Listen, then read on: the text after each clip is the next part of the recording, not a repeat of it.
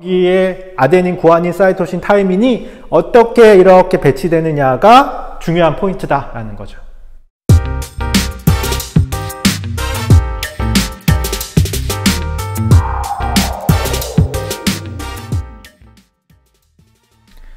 예, 안녕하세요. 예, 이유상입니다. 이번 시간에는 지금까지 배웠던 내용들을 좀 정리해보는 시간을 갖도록 하겠습니다. 단원이 마무리가 됐거든요. 그래서 단원 마무리 시간 갖도록 하겠습니다. 자, 그 전에 앞서서 지난 시간에 헥산 배웠습니다. 탄수화물 지질도 배웠지만 지난 시간 핵심은 헥산입니다. 여러분들 잘 기억을 해 놓으셔야 되는 부분입니다. 헥산은 DNA와 RNA가 있었죠. 차이점은 뭐였죠? 예, D와 R이죠. 예, 당, 인산, 염기로 이루어진 뉴클레오타이드가 기본 단위였습니다. 기본 단위인 이 당의 이름이 디옥시리보스냐 리보스냐에 따라서 어떻게 된다? DNA와 RNA를 나눈다 라고 얘기를 했었고요. 염기의 종류 다른 점이 있었습니다. 아데닌, 구아닌, 사이토신, 타이민 있는데 이건 DNA의 경우고요. RNA 같은 경우에는 타이민이 유라실로 대체가 됩니다. 요 점 잘 기억을 해 놓으셔야 되겠고요. 그 다음에 형태적으로는 DNA는 이중 나선 구조로 되어 있다. 그죠? 그래서 이중으로 연결될 때 염기와 염기가 결합하는데 이때 상보 결합을 하더라. 아데닌은 항상 누구랑만 결합하더라? 타이민하고만 결합하더라 라는 것이고, 구아닌은 항상 사이토신하고만 결합하더라. 자, 오늘 얘기로 가볼게요. 오늘 단원 정리하기로 되어 있죠. 그래서 앞에서 배웠던 내용부터 차근차근 한번 정리를 한번 해보도록 할게요. 생명체를 이루는 제일 기본적인 구성 원소가 뭐죠? 원자가 뭐죠? 탄소였죠. 왜 그랬죠? 탄소가 뭐가 있기 때문에 원자과 전자가 체외각 전자가 4개가 있기 때문에 이 4개가 있다는 것은 어떤 특징을 갖는다? 결합할 때, 그러니까 공유결합을 4개를 할 수 있다라는 것이고, 이것은 다양한 화합물을 만드는데 굉장히 유리한 원자구나, 이렇게 여러분들이 아시면 될 것 같습니다. 그래서 모든 생명체는 탄소로 이루어져 있다, 이렇게 보시는 것이, 탄소로만 아닙니다. 탄소로 이루어져 있다, 이렇게 얘기할 수 있다라고 했죠. 그래서 이 탄소가 기본적인 골격을, 탄소끼리 기본적인 골격을 만들죠. 여러 모양이 있었습니다. 사슬 모양도 있었고 고리 모양도 있었고, 이런 것들을 이루고 거기에 수소라던가 산소라던가 이런 것들이 달라붙어서 새로운 화합물을 만든다. 그런 화합물 중에 대표적인 게 뭐가 있더라? 우리 몸을 구성하는 것 중에 단백질 배웠고요. 그 다음에 탄수화물, 지질, 헥산, 이런 것들을 배웠습니다. 그래서 우리 몸은 탄소 화합물로 이루어져 있다라고 해도 과언이 아닌데, 그 중에 우리가 단백질, 탄수화물, 지질, 그 다음에 지난 시간에 배웠던 헥산, 이렇게 정리를 해 볼 수 있겠습니다. 자, 그 다음에 배웠던 것이 이제 단백질 하나하나씩 이제 알아봤죠. 그래서 단백질에 대해서 배웠습니다. 기본 단위가 아미노산이고요. 아미노산의 종류는 몇 가지? 20가지입니다. 그래서 20가지 아미노산이 어떻게 조합을 이루어서 펩타이드 결합을 통해서 폴리펩타이드가 되고, 이 폴리펩타이드가 2차, 3차, 4차 구조를 가지면서, 그리고 그것이 다른 단백질하고도 연계를 해서 단백질의 기능을 수행하게 된다, 이렇게 설명을 해 드렸습니다. 단백질의 기능은 뭐 있었죠? 일단은 우리 몸을 구성한다 라는 것과, 그 다음에 효소, 호르몬, 항체, 이거 다 배우게 될 겁니다. 그래서 효소, 호르몬, 항체, 선생님이 3H라고 했죠. 요 부분 여러분 단백질의 기능으로 여러분들이 알고 계셔야 될 것 같습니다. 자, 그 다음에 배운 것이 이제 탄수화물인데요. 탄수화물 같은 경우에 주로 어떻게 사용되더라? 우리 몸에 어떤 식으로 사용되더라? 에너지원으로 사용되더라 라는 거예요. 그래서 실제로 우리가 섭취하는 양은 굉장히 많은데 실제로 우리 몸을 구성하는 거는 채 1%도 채 되지 않았다라는 얘기예요. 그 점을 잘 눈여겨보시고, 탄수화물 같은 경우에 종류, 단당류부터 해서, 기본 단위가 단당류죠. 대표 주자가 이제 포도당 되겠습니다. 포도당, 과당, 그 다음에 갈락토스, 이런 것들 잘 기억을 해 놓으시기 바라고요. 어쨌든 이당류, 그 다음에 다당류로 이렇게 결합을 해서 좀 더 복잡한 화합물을 만들기도 한다라는 것. 그리고 동물이랑 식물이랑 어떤 탄수화물이 남았을 때 저장하는 방식이 달랐습니다. 식물 같은 경우에는 녹말의 형태로 저장한다 라고 했고요. 다당류죠. 그 다음에 동물 같은 경우에는 글리코젠의 형태로 어디다 저장하더라? 간에 저장하더라 라는 것까지 여러분들 잘 알고 계셔야 됩니다. 그래서 간에 저장되어 있던 그 글리코젠은 어떻게 할까요? 만약에 우리가 섭취를 안 해, 지금 탄수화물을 잘 안 먹어, 그러면 어떻게 된다? 간에 있는 탄수화물부터 다시 포도당으로 분해해서 사용을 합니다. 그랬는데 그것까지 다 쓰면 어떻게 될까요? 우리 몸에 축적되어 있던 지방을 태우겠죠. 그죠? 순서가 어떻게 되는지 아시겠죠? 단백질이 두 번째 오는 것이 아닙니다. 몸을 구성하고 있는 물질이기 때문에 단백질을 바로 사용하지는 않습니다. 그러니까 탄수화물 먼저 사용하고, 그 다음에 지질 사용하고, 그 다음에 단백질 순으로 이렇게 변화가 되는 거고요. 실제로 여러분들이 유산소 운동을 해서 운동을 통해서 체중을 감량하려고 한다라는 것 분명히 도움이 되겠지만, 이런 원리라면 식습관의 개선 없이는 절대로 운동만으로 많이 먹으면서 운동만으로 어떻게 체중을 감량한다라는 것은 사실 이론적으로는 좀 불가능한 얘기가 될 것 같습니다. 식습관의 개선이 어찌 보면 여러분들이 얘기하는 다이어트에 제일 효과적이라고 볼 수 있겠죠. 왜냐하면 보통 여러분들이 열심히 운동한다고 해도 간에 있는 글리코젠을 소비하는 데까지밖에 도달하지 않기 때문입니다.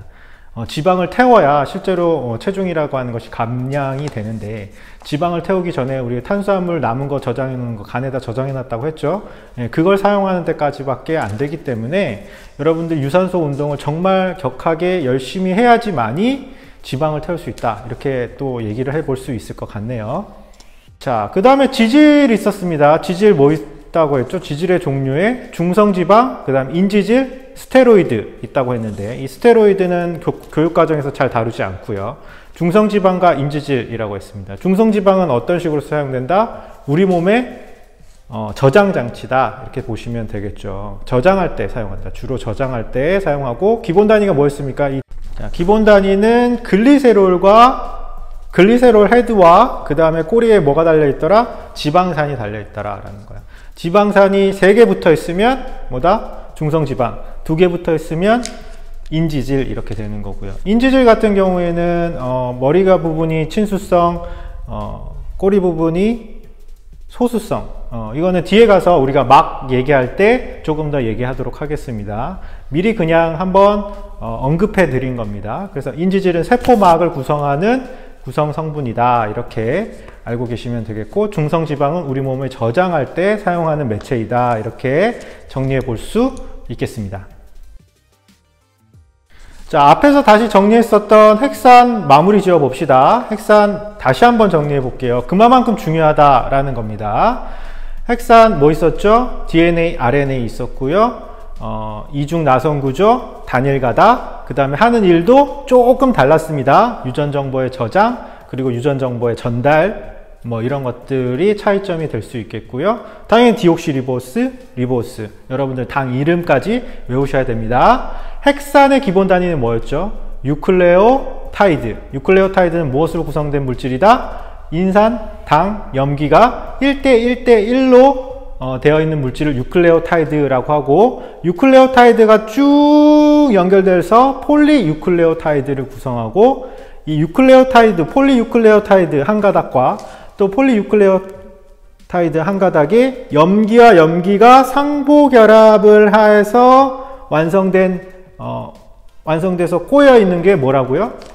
DNA다. 더블 헬릭스, 그죠? DNA다. 이렇게 얘기해 볼 수 있겠습니다. 그래서 이 DNA가 무엇을 하더라? 유전 정보를 담고 있더라. 우리의 어떤 형태나 우리가 형질이라는 표현을 이제 배우게 될 건데 이 형질을 나타내는 아주 중요한, 여러분 많이 들어보셨죠? 유전자 이런 것들을 얘기할 때 여러분들이 제일 중요한 핵심적인 내용들이 이 유전 정보인데, 이 유전 정보가 어디에 담겨져 있다? 헥산에 담겨져 있다. 이렇게 보시면 되겠습니다. 그 단원 정리 72페이지 한번 보도록 할게요. 보시면 단백질의 입체 구조가 다른 것은 세포의 유전 물질에서 어떤 부분이 다른 것인지 추론해 보자, 이렇게 봤습니다. 뭐 그림 보시면 뭐 어렵지 않게 여러분들 감이 오실 거예요. 되게 쉬워요. 뭡니까? 아미노산의 순서가 다른 거죠. 지금 보시면 여러 가지의 아미노산, 20가지의 아미노산이 있다라고 했습니다. 그 아미노산이 어떻게 배치되느냐에 따라서 궁극적으로 뭐가 결정되는 거야? 단백질의 종류가 결정되는 거야. 아미노산이 어떻게 배열되느냐에 따라서 어떻게 된다? 단백질의 종류가 달라지고, 단백질의 종류가 다르다는 건 기능도 다르다라는 얘기를 할 수 있겠죠.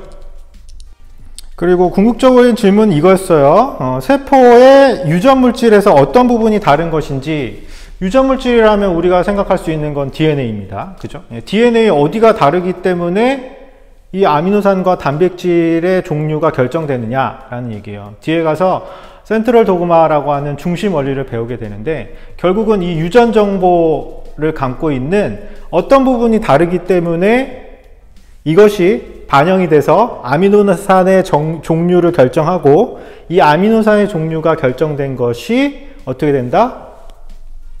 단백질의 종류를 바꿔주는 거죠. 그러면은 단백질의 종류에 따라서 어떤 형질, 우리가 아까 얘기했었던 형태, 이런 것들이 달라질 수 있는 겁니다. 그러니까 선생님이 이렇게 잘생기게 된 거에는 어떤 유전 정보의 어떤 차이가 있다라는 거죠. 헥산에서의 어떤 차이점 때문에 최종적인 버전이 이 겉으로 나타나는 형태, 형질이 달라질 수 있다라는 겁니다. 자, 오늘 배울 내용이 어찌 보면 핵심이에요. 그러니까 유전 정보의 어떤 부분이 다르기 때문에 겉으로 나타나는 모습이 달라질 수 있느냐라고 하면, 달라질 수 있는 게 뭐가 있습니까? 헥산이 뭘로 이루어져 있다고 했죠? 유클레오타이드가 기본 단위였어요. 유클레오타이드가 무엇으로 이루어져 있다? 인산, 당, 염기. 계속 반복하고 있습니다. 여러분 잘 기억해 놓으셔야 돼요. 인산, 당, 염기로 이루어져 있는데, 인산, 당 같죠? 예, 모든 유클레오타이드가 인산, 당은 같습니다. 뭐만 다릅니까? 염기만 다른 거죠. 그래서 염기가 4개인데, 4종류의 염기인데, 이 염기가 어떻게 순서를 가지느냐에 따라서 어떻게 된다? 이 배열에 따라서 아미노산이 결정이 되고, 이 아미노산이 20종류 중에 어떤 아미노산을 지칭할 겁니다. 그 아미노산이 결정이 되고, 이 아미노산이 어떻게 배열되느냐에 따라서, 어떤 서열로 이루어지느냐에 따라서 어떻게 된다? 펩타이드 결합을 통해서 이 폴리펩타이드가 달라질 거고, 이 단백질의 종류도 그걸로 인해서 결정이 될 거다라는 겁니다. 그럼 단백질의 종류가 결정이 되면 그 기능 면에서도, 형태 면에서도 차이점을 나타낼 거다라는 얘기예요. 그러니까 제일 처음으로 다시 들어가 보면, 무엇 때문에 이와 같은 형태가 달라지느냐, 단백질의 종류 선택은 어떻게 된 거냐 라고 했을 때 제일 첫 번째가 뭐다? DNA의 염기의 서열, 염기 서열이라는 겁니다. 그래서 염기의 아데닌, 구아닌, 사이토신, 타이민이 어떻게 이렇게 배치되느냐가 중요한 포인트다라는 거죠. 자, 오늘 단원 정리를 이 정도에서 마무리하도록 할 겁니다. 당연히 시험 범위에 들어갑니다. 중간고사를 치르게 된다면요.